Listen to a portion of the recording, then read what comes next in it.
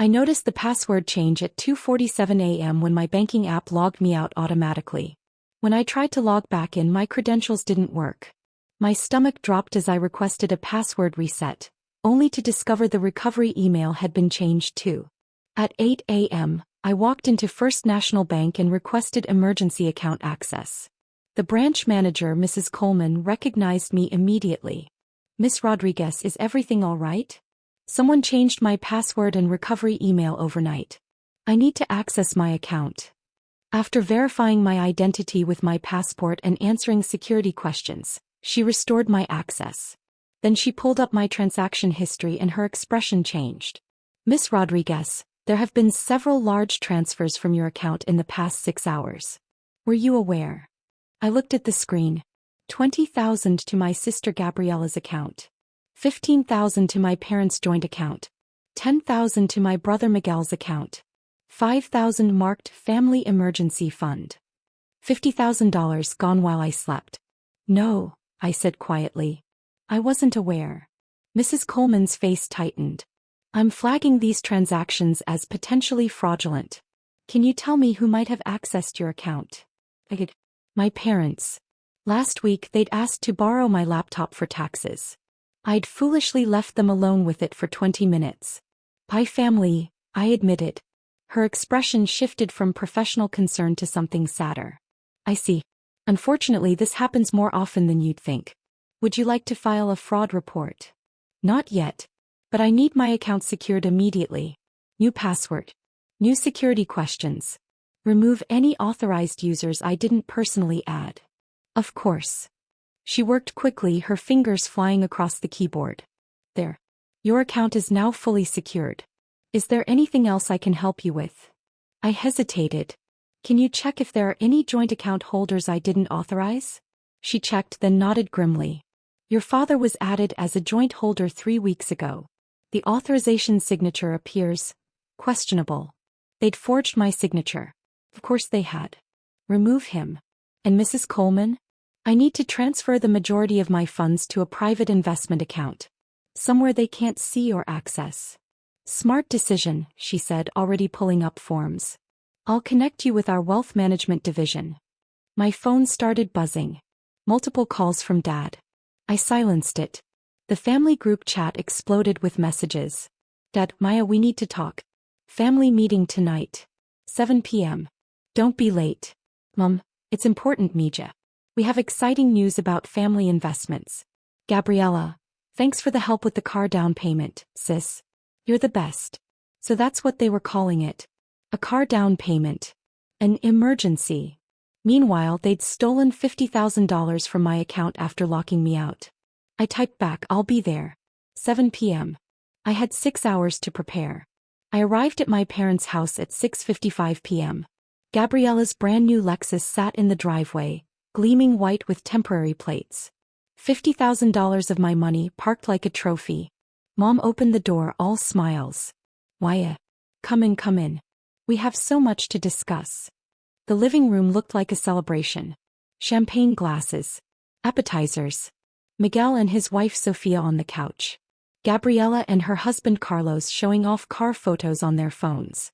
Dad standing by the fireplace like a patriarch about to make an announcement.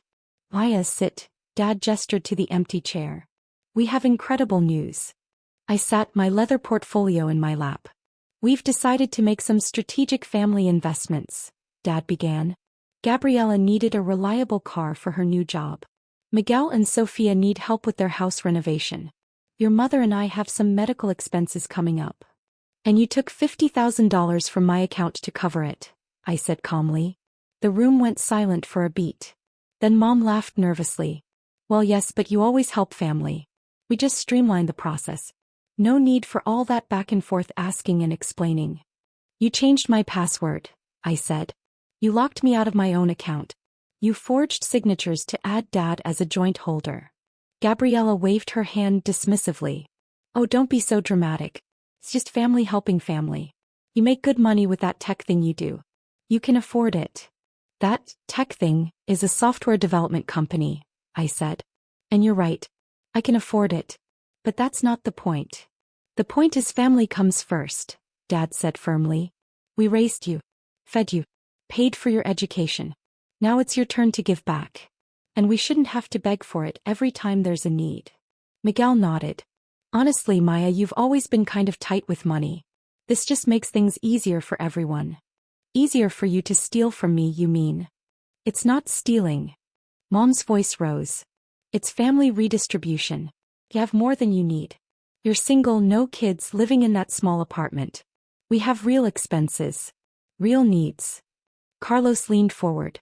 Plus, we were thinking about making this a regular thing. Monthly transfers. Like an allowance system but reversed. You contribute to the family fund and we allocate based on need. I stared at him. You want me to give you monthly allowances?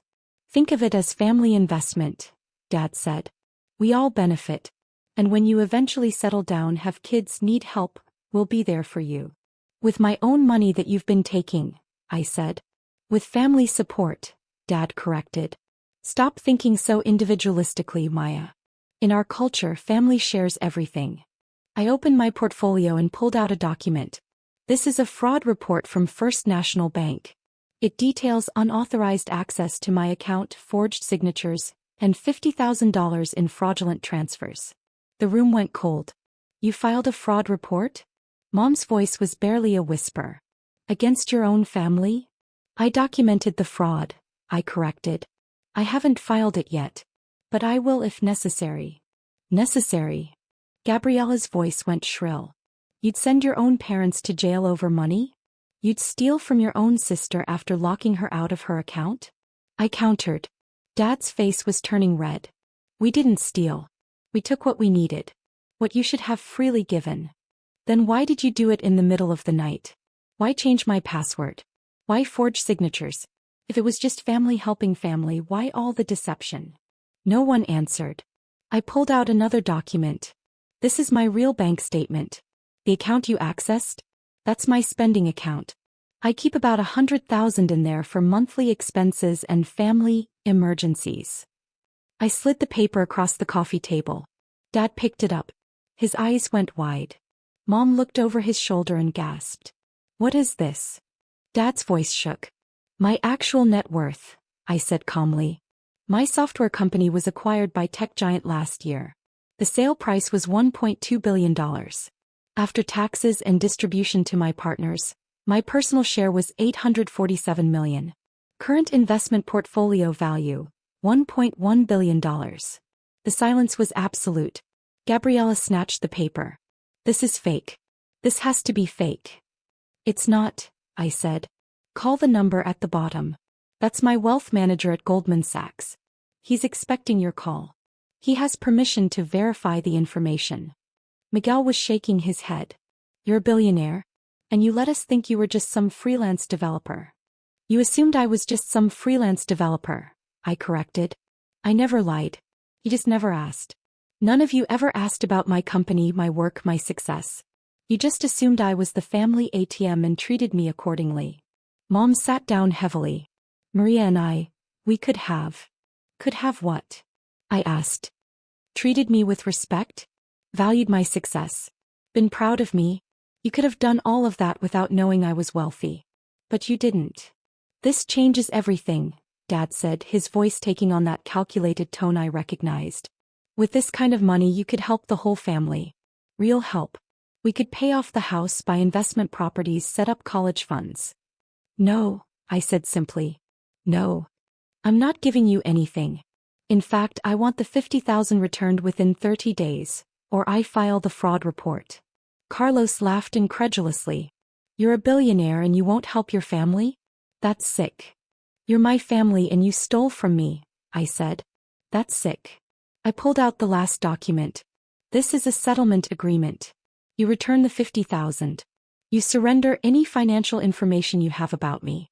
You remove yourselves from any accounts. You never request money from me again. In exchange, I don't press charges. And if we don't sign? Miguel asked.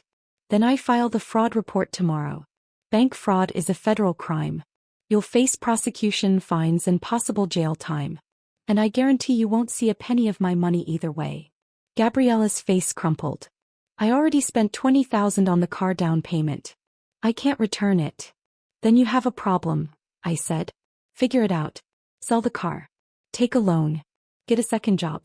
Not my concern. How can you be so cold? Mom asked, tears streaming. We're your family. We raised you. You raised me to be successful and independent, I said. Congratulations. It worked. And part of being independent is setting boundaries with people who exploit me. Dad threw the settlement agreement on the table.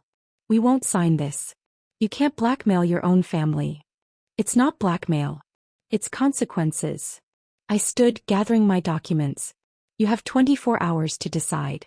Sign the agreement and return the money, or I file the report. Your choice. You'd really do this? Dad asked. Destroy your own family over money? You already did that, I said quietly. Last night when you stole from me. I'm just refusing to pretend it didn't happen. I walked to the door.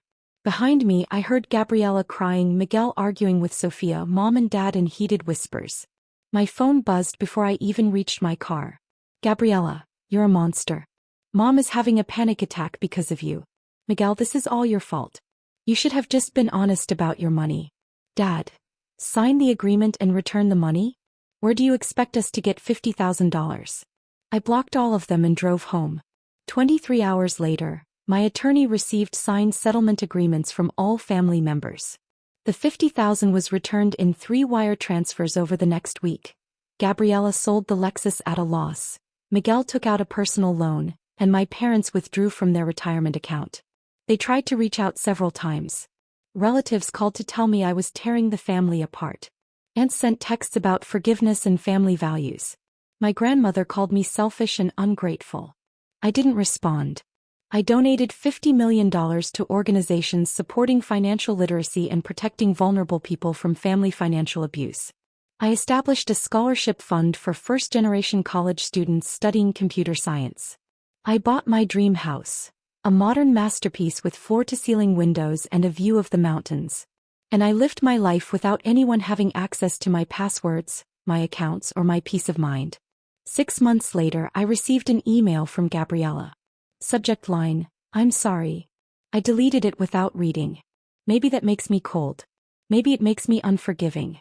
But I'd spent 27 years being the family bank account, and they'd responded by literally stealing from me while I slept. Some boundaries once crossed can't be uncrossed. Some trust once broken can't be repaired. And some families are only families when there's something to take. I learned which kind I had. And I chose myself instead. The emergency they created became my opportunity.